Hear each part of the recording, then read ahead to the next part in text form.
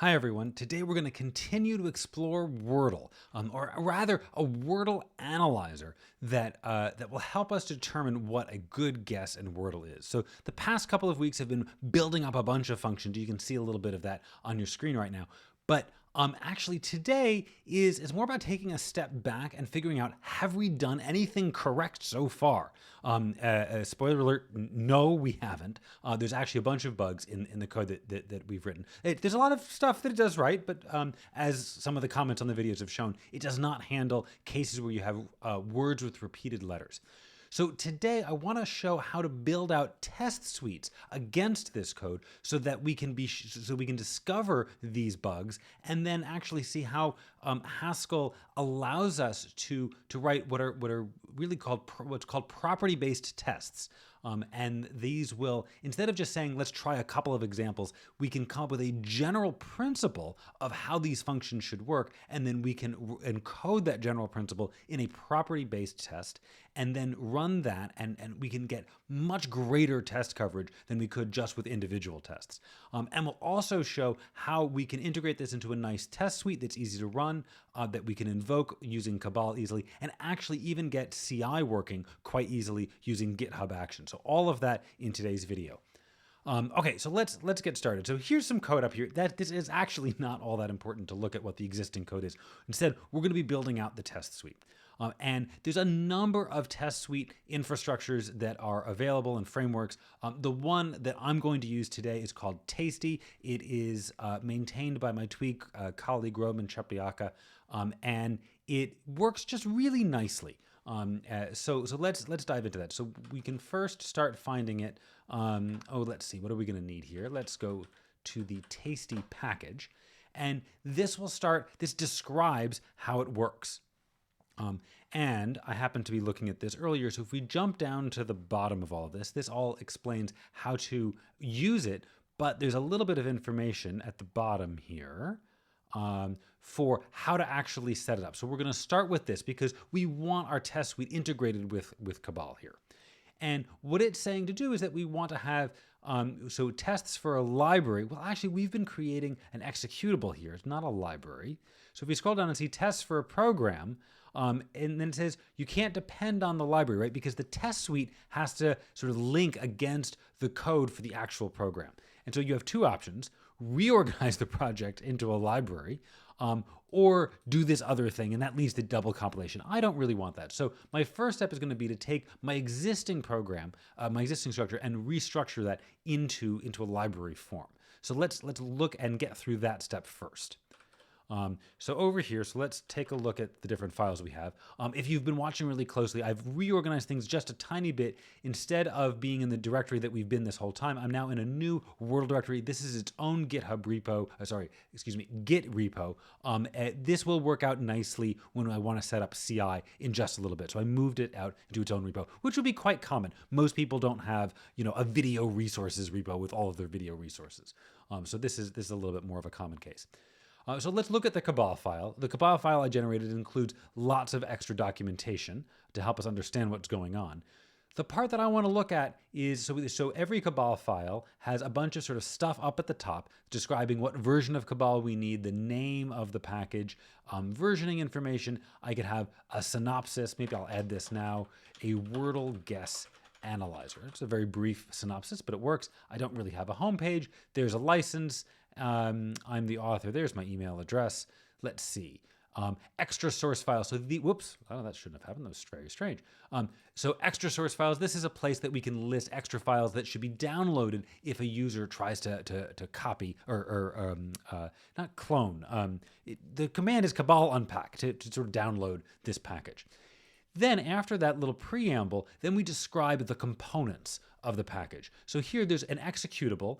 In here, I have to say where the main module is, as well as some other modules that we're going to need to compile, and then what its build dependencies are. What other packages do we need to get this one to work? And then we have to also say what the default language is. So we can add extensions to our file, but where do we start? And we're going to start in Haskell 2010. I want to reorganize this. Instead of an executable, I want these components, this main file, that still has to be an executable, but I want these components to be in a library so I can depend on them from the test suite. So I'm going to make an additional component, library. I can name it the same thing. I can name it Wordle. And then in here, I can include the different components that we need for a library. But what are these? So we can find this in the Cabal manual. And so if we sort of drill down here, I pre-cooked this a little bit. If we look at package descriptions, we can see what we need in a library. And so there can only be one publicly exposed library. Well, that's fine. And its name is the same as as a package name set by the global name. Oh, in this case, name argument to library section must be omitted. Now, that's kind of funny that that's up there, so I'll just omit it exactly as I've been instructed. So now we need the exposed modules. These are the ones that you can import elsewhere. So that's going to include what were other modules up here. So let's just move that down here. But now it's not other modules. These are exposed modules because I want to be able to import them. Virtual modules. I don't need to do that. That's only used for ghc.prim really. Exposed, is this exposed or hidden? Default is true. That seems good. Visibility, I don't think I need to do that. Re-exported modules. Signatures, no. Internal libraries, I could look into that later. This might already be enough. Let's see. So I have library with exposed modules. Let's see what happens if I Cabal build. And let's see what happens. Okay, so already there's some problems. And that's because I've imported things in my words.hs. So that's this module here that I haven't included as a build dependency. So we're going to take this and actually copy it and paste it down here. Do we need to keep it where it was as well? We might need something, but let's clear it out because I want to sort of know exactly what we're going to need here. Okay, let's try this again. Oh, what's happened here? My terminal has gotten borked. Let's kill the terminal and restart it. Okay. And now I want to do Cabal build again. And it's working. Oh, okay. So then it's still saying could not load this. It is a member of a hidden package, and then it seems to hang, which is a little ominous. I know the problem is. The problem is that main here imports words. And so it's actually trying to build as part of the executable. I don't want that. Instead, what I think I really want is to put everything in separate directories here. So we're going to use, I think the command is hs source dirs. And I'm going to put this in src. So here we are. Let's make a directory src for sort of our library modules. And then we're going to move words.hs and wordle.hs. Whoops, I have to say where we're moving them, of course. And let's see, where am I moving? I'm moving them in here. Okay, that's good. They should appear in this src directory. Excellent. And then I'm also going to make an executable directory for main. So let's do that. So now I'm going to move main.hs into executable. Up here, under my executable, I'm going to say that this is exe. And then this is source. Okay. So now if I do Cabal build, what will happen? It's thinking, could not find module words. Ah, that's because words isn't right where it's expecting it, but it's in the library. So with build depends, I need to say that the executable depends on the Wordle library. And I can do that by just saying Wordle right there. Now, you didn't notice that, but that actually took several minutes to build. I cut all of that out of the video here. So what we need to do now is I'm not exactly sure why it took quite so long. We might want to come back to this. So this words.hs, of course, has a lot of stuff in it, and perhaps it's trying very hard to optimize or something like that. So we want to disable optimization. One way we can do that is by creating a cabal.project file. So I'm going to do that up here. So if I make cabal.project, and oh, I don't really want something from the marketplace here. So let's see. For a cabal.project file, I believe here we have a cabal.project reference, exactly what we need. And so here we can list the packages that we have. In this case, that's quite simple. So the packages being exported is wordle.cabal. That's easy enough. And let's see. And what we want to do is we want to specify some configuration options. And specifically, I wish to turn off optimization. So let's see if I can find, aha, here we go. So that's where to find packages. Then I can specify a particular package and then say optimization false.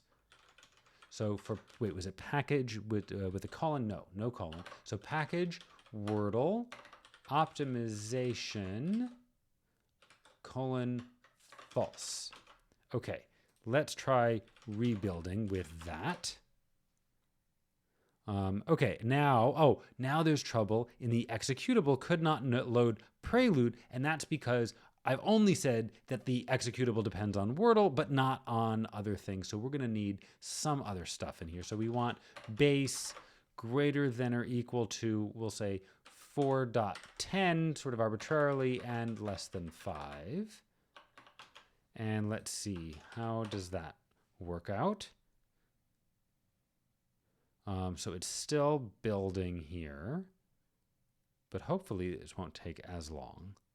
Okay, now it's still complaining about DeepSeek. So actually, I don't think I use that anywhere but the main module. So let me move this one up here. Okay, and try again. Okay, excellent. Everything built. So we've reconfigured things to be an executable and a library. Now we can return to Tasty, and so we've done this organization part. And now we can put in the test suite. So add the following section to the Cabal file. So I'm just going to copy this right as it is, and then add this to the bottom of my Cabal file. So here I'm declaring a test suite. We can name test suites. We can actually have multiple different ones. I'm only going to have one here, and that's just going to be named test. Oh, and this default language thing, we probably want that in the library as well. We see that there's been warnings about that down here. So let's just put that right there. In a test suite, we also want to specify this default language. The type of test suite, this exit code standard IO 1.0, that's really what you're going to do. And it means that you can tell whether the test succeeded or failed based on what it returns to the operating system. Tasty recommends making a source dir called tests, so I will indeed do that down here.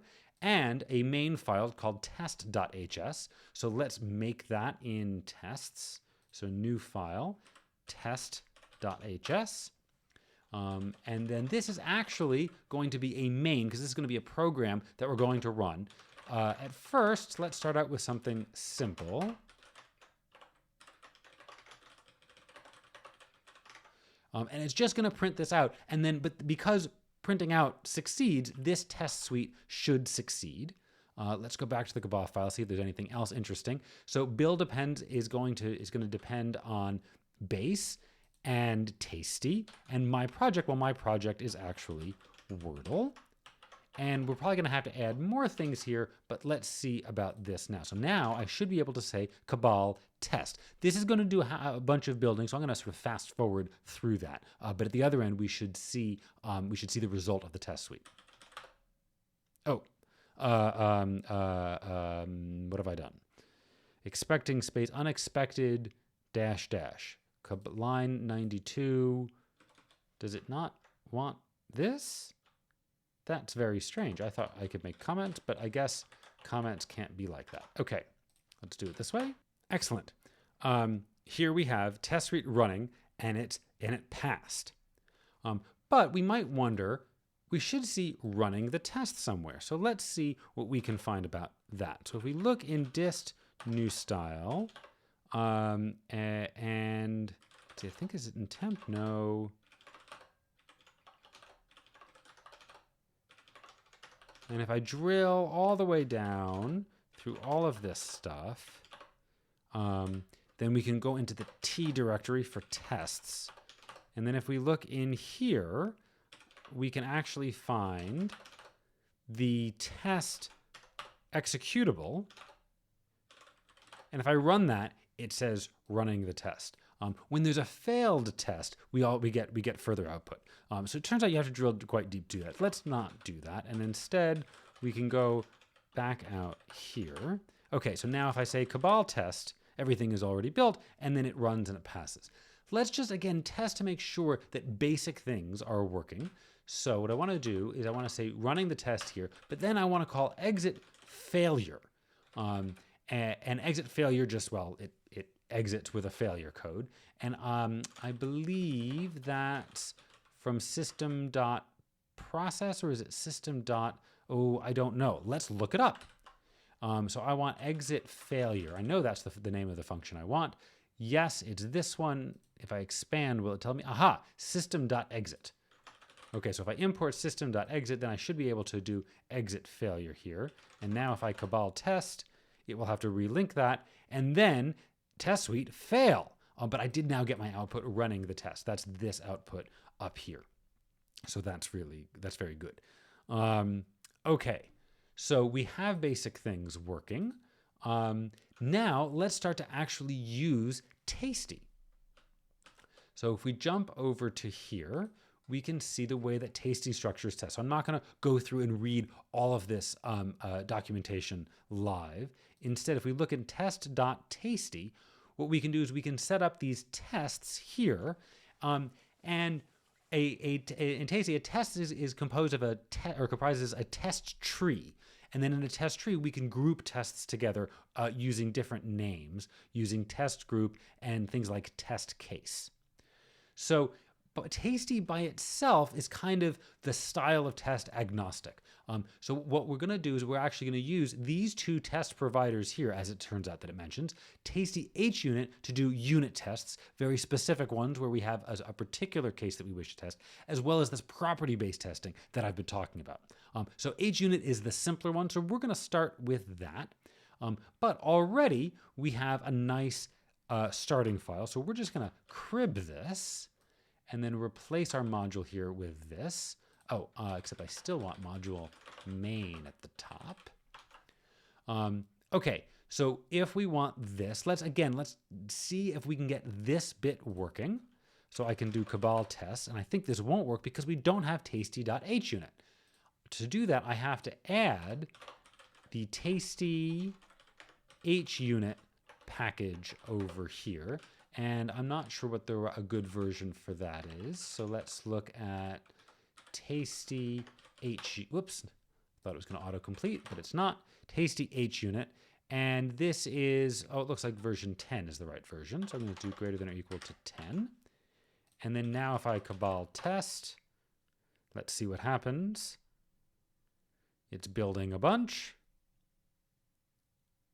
Okay, now let's look at our tests. So it tests to see, is 7 even? No, it's not. But what's nice here is now we get this nice output. And if we were in a real terminal instead of this embedded terminal in VS Code, we would actually see that it's even colored. So that's sort of a nice little feature in Tasty. So Tasty has a lot of other features. I'm not gonna do a full exploration of it, but it does allow us to group these tests together. Instead of doing these particular tests, let's instead build unit tests that actually test something that we might want to from this Wordle example. Okay, so I'm going to get rid of this on the left to get a little bit more room, and then let's make another window here, and on this over here, let's have, I don't know why there's a cross mark there, that's a little scary. So let's see here, what might we want to do? Well, one thing that we tested previously is to look at this peach state. So if, let's see, one thing we might want to do is that if we are in the peach state and we got a certain result for a guess of peach, then what did we decide? We decided that with this result, well, I don't know. This is a good time to just experiment a little bit in the REPL. And so here we've loaded everything. And now if I do filter words in peach state, and what's all of my words, they will be the final words. Let's see what we get. Oh, variable not in scope. We have to import Wordle to do that. and then I can do this. Okay, so this looks reasonable. We can do a little test for that. So here, test case, filter peach, we'll call it. Doesn't really matter what the name of the test is. This test group is going to be the unit tests, and we'll see property tests in a little bit. And let's say that looks reasonable enough. I think some people commented that that we're missing some, so that's okay. But what we want to do is we want to set up a test case that will see that if we filter by peach state, we get this list of words. So to do that, I'm going to need to know how to build one of these tests. So we have to look in tasty.hunit to do that. And these are all about building test cases. And then I can assert equal. That's not quite what I want to do here. Assert bool is what I want to do. And let's see, assert bool. Or actually, no, I don't want assert bool. I can use equality. What am I saying? So I can say here, filter words of peach state final words. And then the correct operator here is to use this one, at equals question mark, where the question mark goes on the one that we're not sure of. So actually, I'm going to put the question mark first, and that this should equal this list that we see down here: Marsh, Laugh, Raja, and Faith. And let's just see if that works. And that's going to be our only test case for now. And let's quit out of this, and then we can do cabal test. Okay, now there's already a whole bunch of problems. So we don't have filter words. That kind of makes sense because we haven't imported Wordle. So let's do that. And then now we try to build again, and now we don't have final words. That's because I also need to import words. And we build, and now we have a type error, and that's because this looks like a list of strings, but actually it needs to be a vector of Wordle words. But we've already discovered that the solution here is just to turn on overloaded strings and overloaded lists. And let's run the test again. No instance for eq Wordle word. Well, we've never had to compare them for equality so far, but it looks like now we're going to have to. So here I have a new type Wordle word. Let's make an eq instance. And while we're at it, let's also make an ord instance. We might need that too. And let's now cabal test. And we've passed. So that means that this indeed is working out. There's one more test that we looked at previously, and that is, I want to get into Wordle. There we are. And that's, I want to do one more little test, and then we'll do the more interesting property-based tests. Here in, what was it? Respond to guess. Last time. So here's another test case for respond to guess. And here, what I want to say is that if I call respond to guess, and my guess is peach, but my answer is party, well, what should that equal? That should equal, well, we should get a green, a green, and then the next letter should be a gray, no answer at all, or no, because it's not there in the word at all. Then we should get a yellow, and then no, and then no. Okay, so the question is, does it equal that thing right there? And I would like to test that. So let's do another cabal test. Well, now I can't parse a response like this. Turns out that that's a pretty easy problem to solve because it is really convenient to be able to write things like this. So here I can do an instance is string response where, and what do I need to do for is string? Let's look in GHCI. So I can import GHC, or I think it's data.string actually. And then I can look at the class isString. So here we have from string. So I need to say from string input. And, well, what will this be? Well, what I really need to do is this is going to be a list of characters, and I want to convert each character. Well, actually, this should only work if the length of input is 5. But I think I think I have something somewhere. Let's close the Cabal file. We're not going to need that. For the length of the word, this is vec5. Do I have something somewhere? I probably should. Let me put that in here. Wordle word length is 5. This is an int. And the reason for this, I really don't want to have a magic number. So I can say that the length input is the Wordle word length. And then, what's this going to be? This is going to be mock response of, well, I want to take each character and convert it. So I'm going to map, well, this is going to be v.fromList of map, I'm going to say convert response or convert letter response of input. And this will just sort of work on each character one at a time. That looks reasonable. Let me close this out so we have better rendering there. Otherwise, the length is wrong, and we just need to have an error here. Error, bad length. It'd be really nice for that to be a compile time error, but I don't think overloaded strings is quite powerful enough to pull that off. Maybe we'll return to that and do some rebindable syntax stuff later, but not today. Okay, so that looks like it will work, except now we need to define this convert letter response. G is green, and convert letter response Y is yellow, and this is going to be gray, and then anything else is invalid.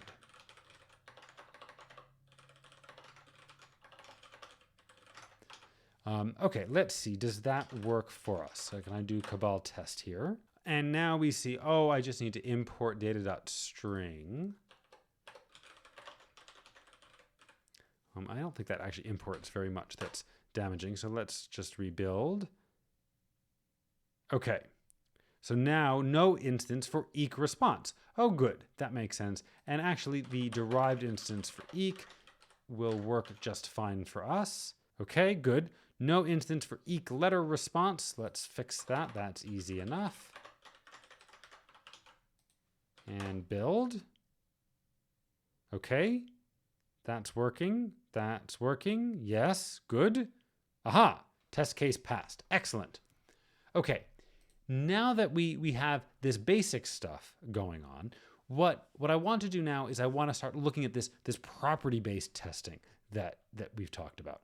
And so to do that, I'm going to take this tests here. So test is actually, I'm going to make this a test group, all tests, just to sort of capture them all. And then this is going to be unit tests and property-based tests, where this down here is going to be unit tests, and unit tests is a test tree, and property-based tests is another test tree, and this is going to be a test group, property tests. That's just going to be empty for now. Let's see, does that work? Always good to test often. Yes, okay, so far so good. So now we need to fill this in with property-based tests. So to do that, we're going to pop over here, and then now instead of tasty HUnit, I'm going to look at tasty QuickCheck, which builds on the popular QuickCheck library to do this property-based testing.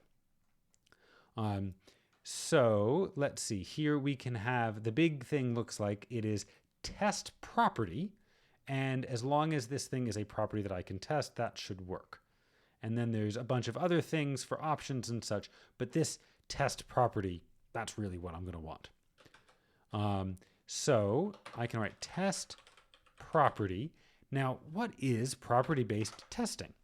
Well, what it means is that I can come up with a property that holds of a whole lot of different things, That's awfully vague. What am I trying to say? I can come up with a general property if I can capture that in a function, and you'll see exactly what I mean in just a moment. Then what QuickCheck will do is it will come up with random inputs and test that to see if that works. Let's be a little bit more specific. So I want to start out with a numerical test, even odd property. This has nothing to do with Wordle, but I can say even odd property. And what's a good even odd property that we might want to have? Well, we could say here, so I could say given two numbers x and y, even odd property xy is if, there's a better way to say this, but we're going to start out slow. If even x and odd y, then odd x plus y. And that should hold for all x and y. Now, if I do this, I can run cabal test here. Oh, what have I done wrong? Even odd property, if even, then what have I done? If this, then that, else true. If we don't have even x and odd y, then it's something else. And we're not going to worry about that right now. Okay, cabal test a variable not in scope, test property. That's because we need to import it. So we're going to do import test.tasty.QuickCheck. Whoops, QuickCheck. And test, could not find that module. That's because we need to add it to the cabal file here. And I don't know what version number. Let's see. So if I look at the contents of the package, looks like 10 is a good one. So tasty QuickCheck. There we go. And then now we test.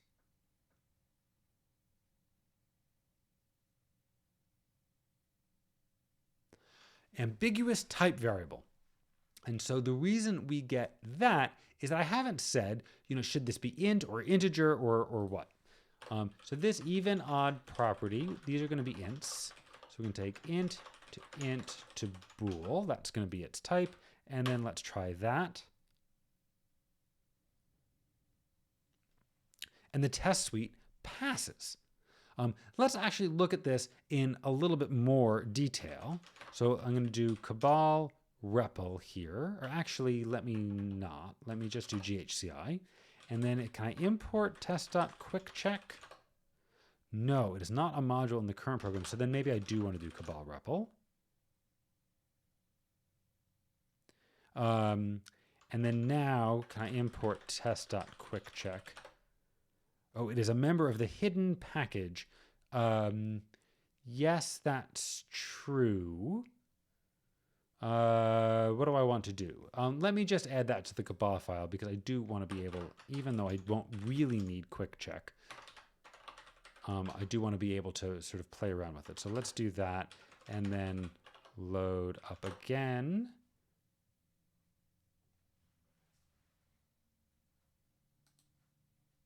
Okay, so now can I import test.QuickCheck? Oh, it is a member of the hidden package, but I added that to the test suite. Oh, but what we really need to do here is not just cabal REPL, but cabal REPL test. But actually, I need, because there's an incompatibility with my architecture here, I need to do term equals dum cabal REPL test, and this will load this. Whoops, I don't want to do all that. This will load this part of my cabal file. So if I say cabal REPL test, then this will hum a little bit. Okay, let's see. So what happened down here now? So this tried to compile, could not load data.vector. It is a member of the hidden package. I guess I need to include this down here. That surprises me a little bit. But let's do it. Using different comma conventions here. And then it looks like there's vector, and I'm going to need text as well. So let's copy that and put it down here. Okay. And Will that work? No, of course I have to quit and then try launching again. Let's see. Okay, now we're getting new problems. So now it needs containers, but that's progress. Whoops, that looks terrible. Can't have that. Okay. Can I reload? No. Still have to reset this. Okay, so now it loaded. That's a good sign. Okay, so this is loaded. Let's see. Let's get back here and see if we can actually do the demonstration that I'm trying to do with this even odd property. So what I'd like to do is I'd like to say import test.QuickCheck. Ah, good, that worked. And so now what I can write here is I can write QuickCheck even odd property. And let's see what that does. Okay, passed 100 tests. So what it's actually doing here is it's creating 100 sets of, I shouldn't say sets, sequences, I suppose, of random integers, two integers, and then testing to see, is this property true for any two? So most of the time, these initial conditions won't be true here. So this is actually not a very well-phrased property. QuickCheck allows us to do a better job than this. If I wanted to say so, I can say even x and odd y implies odd of x plus y. And let's give that a try. If I reload, couldn't match expected. Oh, this is not a bool anymore. This is now a property, but that's just fine. We have that type property. Thank you, type error. And it reloads. That's very nice. We're still getting this warning here. I'm not going to worry about that warning. I'm not exactly sure the right invocation in the Cabal file to fix that. But now I can run this again, QuickCheck even odd property. And so it passed 100 tests and then discarded 345 things that didn't match this precondition. Because it's still going to randomly choose x and y. It's not quite clever enough to choose an even x and an odd y. There are ways to get QuickCheck to do that. I'm not going to explore that in this video. But this isn't all that interesting yet because, of course, this property holds. So what if I do something that doesn't hold? What if I say if both x and y are odd, then their sum is odd?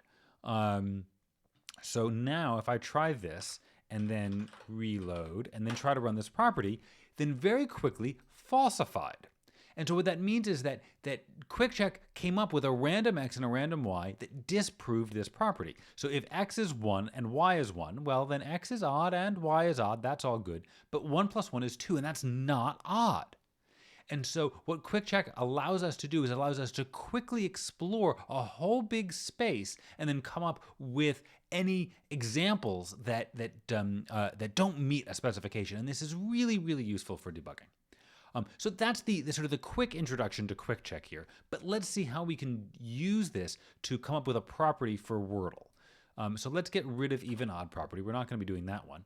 Instead, what I want to do is I want to go back to these functions here and see which function here, let's get rid of that, which function here we can sort of relate with each other.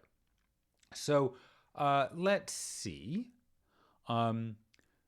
Well, what I think we should have here is that if we end up advancing the state according to the result of respond to guess, then the new state that we get, if we use that new state to filter the valid words, then the answer that we guessed should be still in the set of words that remains, right?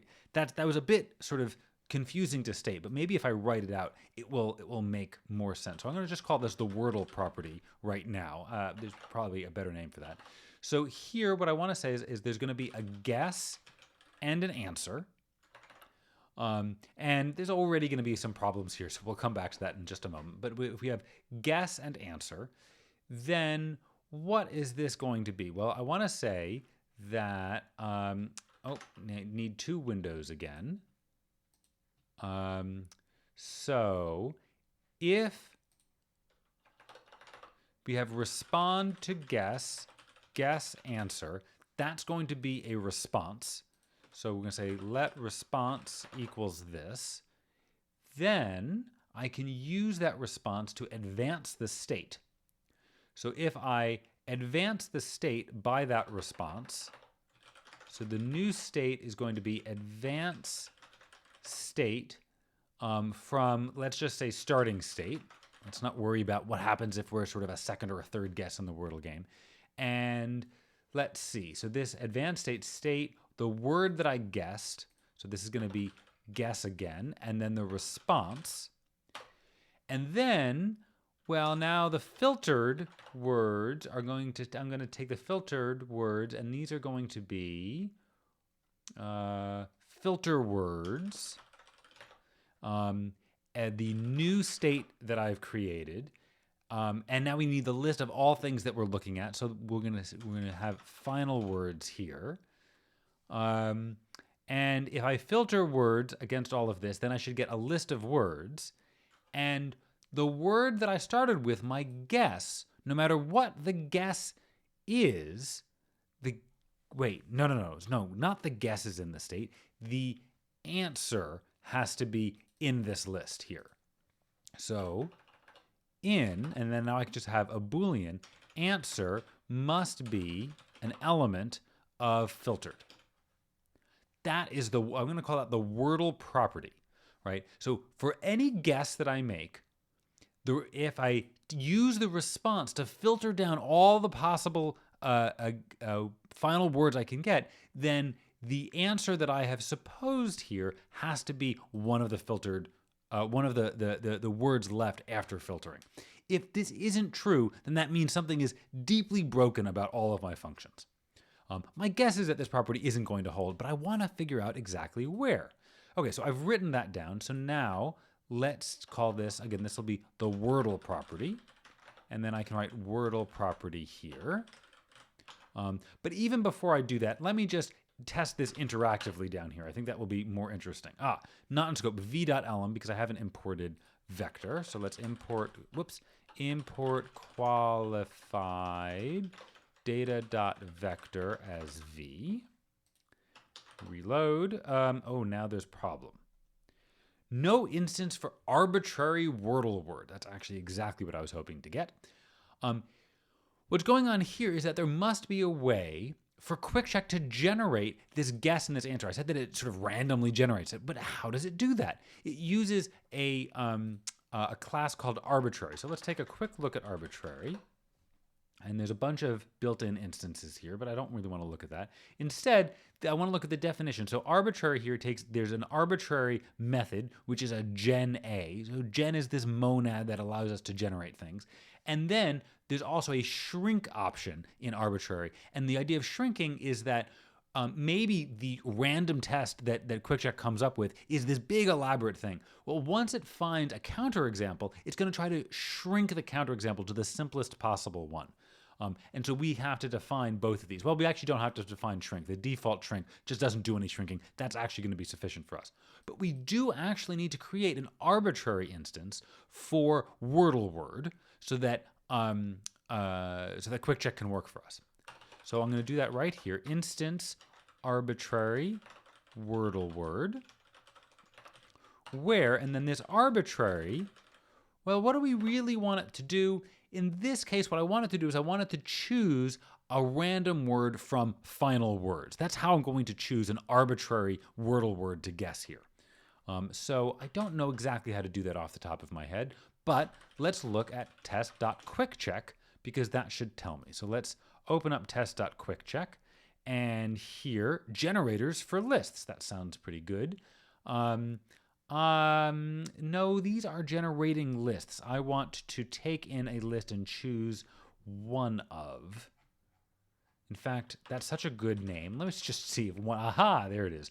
One of, and here, if I have a list of things, then I will randomly use one of the given generators. That's not quite what I want. Let's see, choose enum, no, choose integer, choose. That's from sort of this listy kind of things. Element generates one of the given values. That's what I want. I want elements. Okay, thank you, Haskell Spotlight. So arbitrary is going to be elements of, what did I say, final words. That actually might just work. Let's reload. Couldn't match type. Oh, it's expecting a list, but I've given it a vector. Ooh. I don't know a quick way of fixing that without using v.fromList, which feels like a cop-out, but I'm going to do it, or sorry, v.toList. I don't really like doing this because I want to just use it as a vector. That's actually so painful I can't even do it. So instead, I guess what we'll have to do is we'll have to generate a random number in the range. Let's see here. So here, choose int. That's going to be good. So if I choose int, it's a fast implementation of choose for int. Okay, so now we're going to need a little do block. So I'm going to choose a random index, choose int. Let's see, generate a random element in the given inclusive range. Okay, so then that means that this choose int has to go from 0 to length of final words -1. And then, having chosen that, then now I can just return final words indexed by that index. I think that the right thing is bang like that. Okay, let's give that a try. If I reload, ooh, wow, that worked. Okay, so now let's quick check the Wordle property and see what happens. Aha. Failed, falsify after 24 tests. So this tells me that my Wordle property often does work. That's really good. Let's just walk through it once just to see exactly what I mean here. So if I do Wordle property of, let's see, my guess is going to be peach and my answer is party. Couldn't match all. I need to enable overloaded strings here in the REPL. And so Wordle property of peach and party is true. So let's just walk through that. So if we let response equal respond to guess peach party, then I get a response. Can't spell today. Get a response of that. We've seen that before. Then I want to set let new state equal advanced state, starting state, and then what peach and my response here, which I can just call it. And so now my new state is this description of this state where I've learned some information. And then I can look at filter words of new state and final words, and I get all of these, one of which is party. So that's why my Wordle property is true for peach and for party. But as we see here, when I quick check Wordle property, it's not always true. So here I got different response. So with Willie and Grill. So here, let's see, we can run this through again. So let's let response equal respond to guess, where my guess is Willie and the answer is Grill, because it's going to print them out in the order that my property function takes them. So my response here, I still can't spell, is this. So let's look at that and see, is that correct? So again, let me make this a little bigger so we can see everything at the same time. So Willie and Grill. So there is no W in the final answer, so X is good. Then there is an I in the final answer, but it's in the wrong place, so yellow looks good. There is an L in the final answer, but it's in the wrong place, so this looks good. Then there's another L in the final answer. It's actually even right here, so that looks good. And then there's no Y in the final answer. So my response I'm happy with. X, Y, Y, G, X is the right response here. Let's now look at the state that I'm going to create. So let new state equals advanced state, starting state, and then my guess is Willie, and then my response is it. So now let's take a look at new state. So this says that I is not in location 1, and again my answer is Grill in this case, so that's good. L is not in locations 0, 1, 2, or 4. That's not very clever, because L is in fact in location, it should be in location 3 and 4, but it says here that it can't be in location 4. So that's really bad.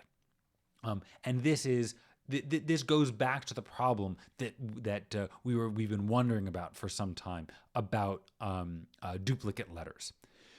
So this video has gotten a little long. I don't think I'm going to fix that today. But now we can see that by doing these tests, we can actually get to the point of being able to spot an error like this and be able to sort of focus in on exactly where the problem is, just by doing this property-based testing. And maybe we can actually even think of other property-based tests like this to try, although this is, I think, a pretty good one. This really connects all of our different pieces. There's one last piece that I want to demonstrate in this video, and that is how to connect what we have here with CI. So CI stands for continuous integration.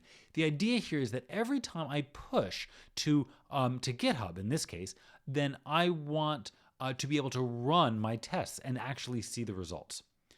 So I've done a little pre-cooking here, and let's see. So I have a repo. Let me set things up here. So I've renamed a bunch of things. Let's see, I've modified some things. I've added cabal.project to kill off optimizations. We have tests, and in tests, I just have this test.hs. Does this look good? All of these things are good, so let's commit that. So we have a very informative commit message, of course. And so now, let's see, is my remote set up here? It is indeed. So let me push. Okay. So now let's just take a look at where that ended up. So if I look at GitHub, and then I think this is just called Wordle. So we see here, this is, let me make this bigger for everyone.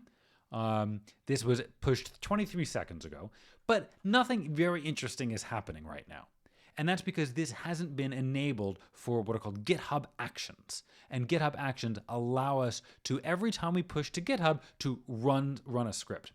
Now, writing that script and sort of getting everything together, that would be hard. So luckily, there is already a tool called Haskell Ci, which I've pre-installed. And if I say Haskell Ci, and then I want to configure this for GitHub, and then I just have to pass it my Cabal file. And I have an error here. I need a tested with in my Cabal file. So this says what versions of GHC I want to look at. So up here in this top section, I have to add a tested with, and I'm just going to use the version that I have on my machine so we don't get any weird other effects. Although, you know what? Let me put in another one. Let's do 9.0.2. Okay, just so we can sort of see that. Did I have the syntax right? No, I don't have the syntax right. Okay, let's do that. Let's try this again. Aha. So what this did is this created a .github folder, which I can now add. So let's add wordle.cabal, and we'll add .github, which has my workflow, this Haskell Ci.yml file. And now, if I push, I have to commit first, add CI, and then let's push. So now, if I refresh over here, now we would kind of like something magic to happen, but nothing magic happens quite yet. First, we need to activate actions here. So if I go over to actions, oh, no, maybe I don't have to activate it. In progress. So what this means is that now GitHub is running my test suite. We should actually find that it fails because it checks this Wordle property, which we know doesn't hold. And so let's just wait a little bit and see where this ends up. So actually, if we click on this, then we can get a little bit more information. So we see here one of two jobs completed. And so the two jobs, one is for 9.0.2, the other is for 8.10.7. So we can already look at this failed one. Already we have a problem. So I've been compatible with 8.10.7, but I'm evidently not compatible with 9.0.2.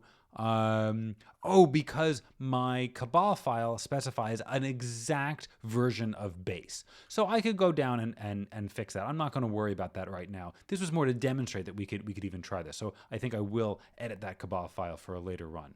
Let's also look at this version here. So here, it's already going through and it's doing all of these steps, and I didn't really have to do very much work. I didn't hide anything. I just ran Haskell-Ci. It's a really useful contribution. So, and then here, now it's gone through, it's set everything up. Now it's in the install dependencies step. Can we get any introspection on that?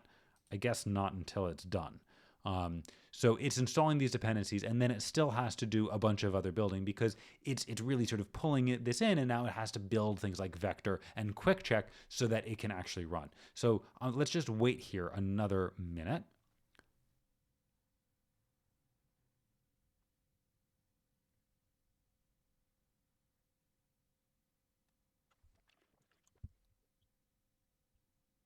And it's done.